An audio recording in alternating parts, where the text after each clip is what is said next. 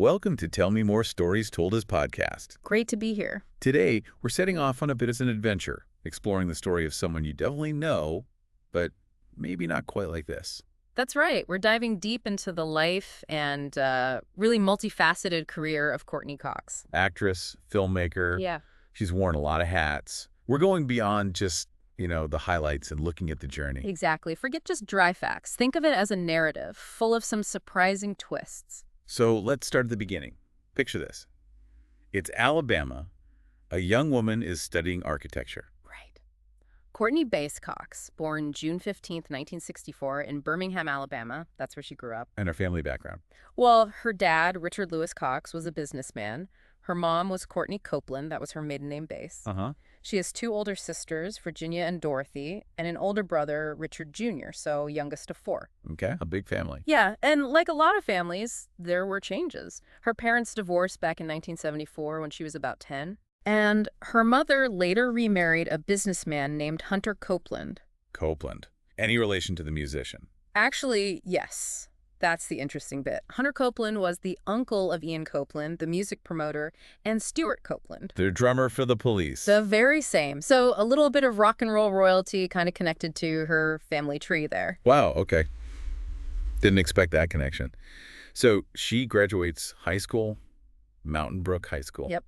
Then she heads off to college in Washington, D.C., Mount Vernon College.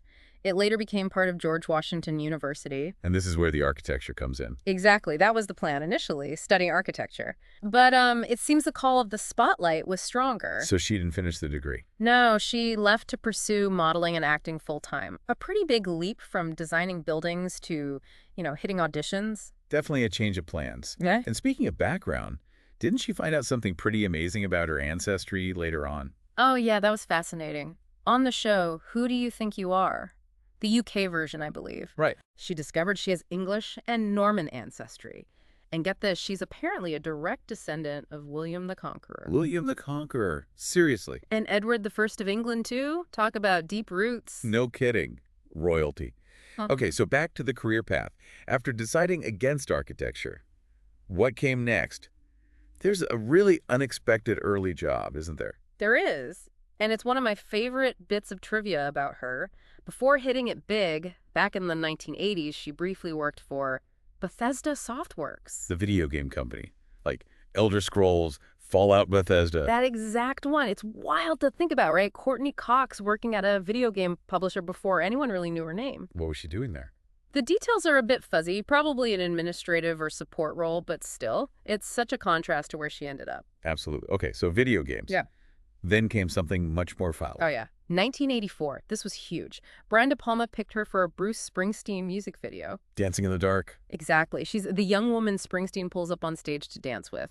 That moment is legendary. Everyone remembers that. It really put her on the map. Suddenly people were asking, who's that girl? Must open some doors. What was her early TV work like after that? Well, she landed a starring role pretty quickly, actually, in the short-lived NBC sci-fi series called Misfits of Science. It was 1985. Misfits of Science. I vaguely remember that. Yeah. Kind of like X-Men-ish. Sort of, yeah. Young people with superpowers. It didn't last long, but it was a lead role. Then she did guest spots on some big shows. The Love Boat in 86, Murder, she wrote also in 86. Paying her dues, getting experience. Standard pass for a young actor, then. Pretty much. But then came a more significant recurring role. Family Ties. Right. From 87 to 89, she played Lauren Miller, Alex P. Keaton's girlfriend. Michael J. Fox's character. That was a huge show. Massive. So that definitely raised her profile considerably. People got to see her comedic timing. And films. Was she doing movies around this time, too? Yep. Starting to break into films. She was in Masters of the Universe in 87. Yeah. And Cocoon. The Return in 88. And a holiday movie, I'll Be Home for Christmas, also 88. Then Mr. Destiny with James Belushi in 1990. Okay, so building up that resume, moving between TV and film. Exactly, laying the groundwork. Then the 90s hit. Yeah. This feels like where things really took off internationally. Absolutely. The 90s were transformative for her. She co-starred in another sitcom first, The Trouble with Larry, in 93, but again, short-lived. Right. But then 1994 was just huge. She was in Ace Ventura, Pet Detective alongside Jim Carrey. Alrighty then. That movie was everywhere. It really was. And the same year, she had a memorable guest spot on Seinfeld. Oh yeah, the wife episode. Yeah.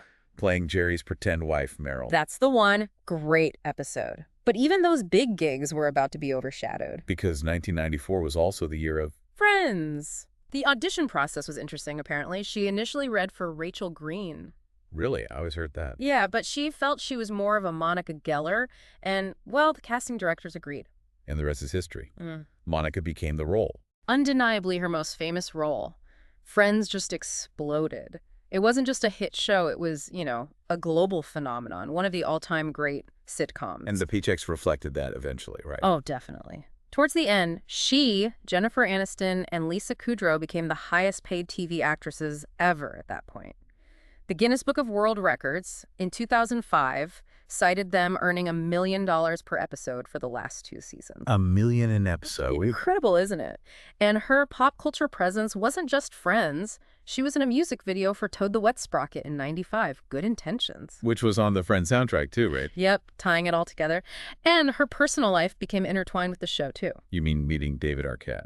Well, that came through another huge 90s project, but during Friends, between seasons 5 and 6, she married him. Right. And for a little while, she was actually credited as Courteney Cox Arquette on the show. I remember that. And didn't they do a little joke about it in the credits after they got married in Vegas? They did. In the one after Vegas, everyone in the opening credits had Arquette added to their name. A cute little inside joke. So, Friends is massive. She's a household name. But she doesn't just stick to comedy. Not at all. In 1996, she takes on a completely different role. Gale Weathers, the ambitious reporter in Wes Craven's Scream. Another iconic role. And a total shift from Monica Geller. Totally. Scream revitalized the horror genre, and Gale became this beloved, tenacious character. It showed incredible range. And that's where she met David Arquette, on the set of Scream. That's right. Life imitating art. Or maybe art imitating life. They met playing characters with a complicated dynamic and ended up married. Quite the Hollywood story. She really proved she could do both comedy and, well, running from Ghostface. Absolutely. And she kept busy outside of those 2 huge franchises, too. She hosted Saturday Night Live in '95. Oh, cool. And appeared in a crime thriller called The Runner in 1999. She wasn't just Monica or Gale. Okay, so the 2000s arrive. Friends is still going strong for a few more years. Yeah. What else is happening? She continued working in films. 3,000 Miles to Graceland with Kevin Costner and Kurt Russell in 2001. Kind of an Elvis-themed heist movie. I remember that one. And The Shrink is in, another comedy, also 2001. She also started exploring behind the camera more. Producing. Yeah, she and David Arquette produced a reality show called Mix It Up in 2003. It didn't last long, but it showed that interest in producing. Interesting. And wasn't there another huge TV role she nearly had around this time? Yes. Desperate Housewives. Apparently, she was the first choice for Susan Mayer. Really? Yeah. Wow. Terry Hatcher played Susan. Right. But Courtney was pregnant with her daughter, Coco, at the time, so she wasn't available. Scheduling conflict, essentially. Crazy to think how different that show might have been, one of those what-if moments. Totally. Yeah. But she kept working. Starred in an indie drama called November in 2005, which got some decent reviews. Okay. Had a cameo in Adam Sandler's The Longest Yard remake. Co-starred in the superhero-ish kids movie Zoom in 2006. Right, Zoom. And she even did voice work. She was Daisy the cow in the animated film Barnyard. Daisy the cow. Okay, very versatile. Definitely. And then came a return to television in a starring role, but a very different kind of show. Dirt. Dirt, yeah. On FX from 2007 to 2008. She played Lucy Spiller, this really ruthless, driven tabloid magazine editor. A much darker character than Monica. Oh, completely. It was a chance to show a different side. And significantly, she was also an executive producer on Dirt with David Arquette, really stepping up behind the scenes. So, more producing experience. Did she do other TV around then? Yep, she had a really funny 3-episode arc on Scrubs in 2009. Oh, yeah, as Dr. Maddox. She was great in that. She was. Yeah. And she was in another Adam Sandler movie, the fantasy comedy Bedtime Stories in 2008. Also executive produced short film, The Butlers in Love. Busy time. Always seems to be. And she popped up in Lisa Kudrow's web series, Web Therapy, in 2009. A little Friends reunion there. Nice. And then 2009 also saw the launch of her next big sitcom success. Cougar Town. Started on ABC, later moved to TBS, ran until 2015. People really loved that show. It found its audience. It did, and it earned her a Golden Globe nomination for Best Actress. Plus, she started directing episodes of Cougar Town as well. Adding director to the resume. Okay, Yeah. so she's acting, producing, directing. Doing it all. And, if you're enjoying this deep dive, the story we're telling about Courteney Cox's journey, Yeah? Well, folks listening should definitely hit that subscribe button. Good point. Don't miss out on more stories like this right here on Tell Me More. Exactly. Okay, so we're into the 2010s now. Cougar Town is running. And Ghostface calls again. You got it. Scream 4 came out in 2011. Gale Weathers was back, sharp as ever. It's amazing how enduring that character is. It really is. But the 2010s also marked her official feature directorial debut. Not just TV episodes. Right. She directed a television movie called Tall Hot Blonde in 2012. She had a cameo in it, too. Tall Blonde. Interesting title. What was it about? It was based on a true story, a sort of cautionary tale about online relationships and deception. A drama. Okay, stepping into directing drama. And she followed that up by directing and producing a black comedy feature film, Just Before I Go, released in 2014. So really committing to the directing path. It seems so. But she wasn't just directing, remember the producing? She executive produced a game show. Celebrity Name Game with Craig Ferguson. That show was fun. Yeah, it ran from 2014 to 2017. And it actually earned her a Daytime Emmy nomination for Outstanding Game Show. Wow, an Emmy nod for producing a game show. Adding that to the list. Right. Very cool. She kept acting, too, starring in an indie drama, Mothers and Daughters, in 2016. Okay. And then she created and executive produced something quite different, a documentary series for Facebook Watch. Oh, yeah. What was that? It was called 9 Months with Courteney Cox. Ran from 2019 to 2021. It followed various people's pregnancy journeys. So more producing, but in the documentary space. Very personal topic. Yeah, showed another dimension of her interests, definitely. Yeah. Connecting with real stories. So that takes us pretty much up to the current decade, the 2020s. Okay. Still going strong. Absolutely. Kicked off 2020 with a guest spot on the final season of Modern Family. Nice way to be part of another huge sitcoms wrap-up. Totally. And then, the big one for fans, 2021. Friends. The reunion. On HBO Max, it wasn't a new episode, but seeing them all back together reminiscing, it was huge. It really was emotional for a lot of people. And it actually earned the cast, including Courtney, a Primetime Emmy nomination for Outstanding Variety Special, pre-recorded. Her first Emmy nomination related to Friends, believe it or not. About time. Uh. And she launched something else too, didn't she? A business. She did. In 2021, she launched Home Court, her own line of home care products, surface cleaners, candles, that sort of thing. Entrepreneur now too. Adding it to the list.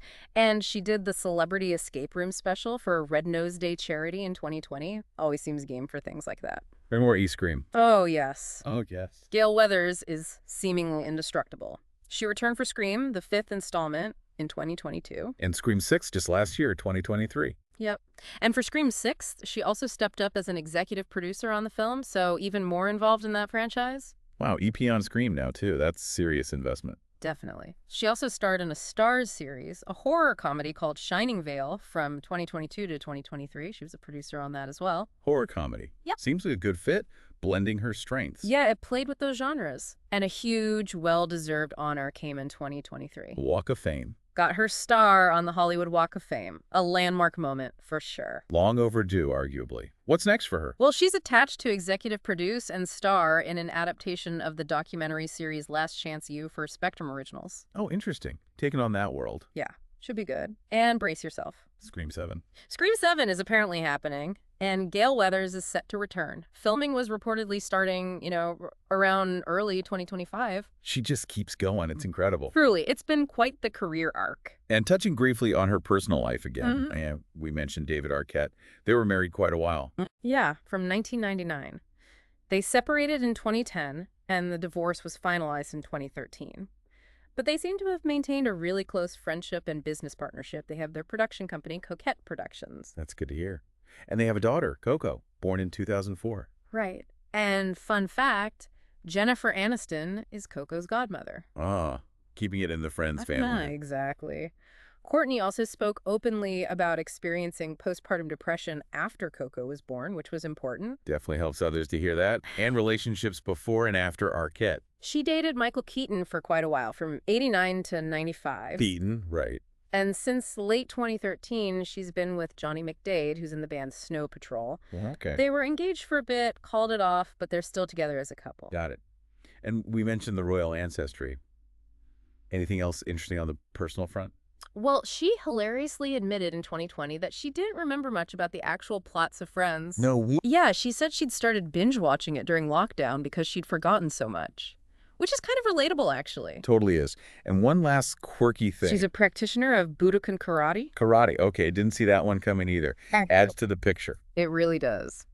So when you look back at this whole story, from architecture student to Bethesda Softworks, to Springsteen video icon, to Monica, to Gale, to director, producer, entrepreneur. Wow. It's an incredible trajectory. So much variety, so much longevity.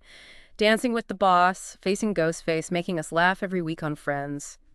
She's done so much. It really feels like a story of adaptation, maybe. And just talent across different areas. I think that's fair. Versatility seems key. She never just settled into one thing. So here's a thought to leave everyone with as we wrap up this deep dive. Okay. Thinking about all these different roles, these different genres. Comedy, horror, drama, producing. What do you think is the single thread that ties Courteney Cox's most memorable work together? That's a good question. Is it maybe her portrayal of, like, strong, determined women? Even Monica had that fierce determination. Or is it just sheer star quality? Or that comedic timing? Or maybe just a willingness to keep trying new things. Yeah. It's definitely something to chew on after hearing her story. Absolutely. Something to ponder. Well, that brings us to the end of this adventure. Thank you so much for joining us on Tell Me More Stories Told as podcast. It was a blast diving into her story. We hope you found it insightful, maybe learned something new, and had some fun along the way.